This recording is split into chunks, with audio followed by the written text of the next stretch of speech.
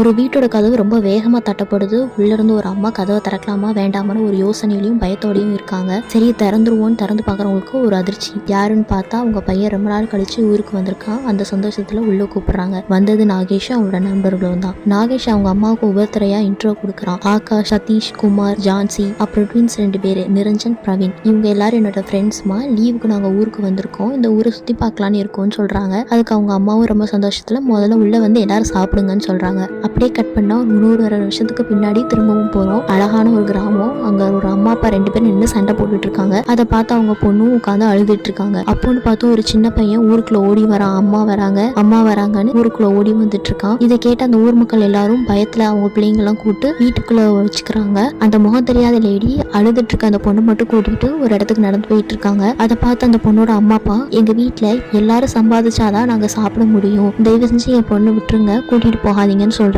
இதை கேட்ட அந்த லேடியும் ஒண்ணுமே பேசாம அவங்க பொண்ணு மட்டும் கூட்டிட்டு ஸ்கூல் பக்கமா நடந்து போயிட்டு இருக்காங்க.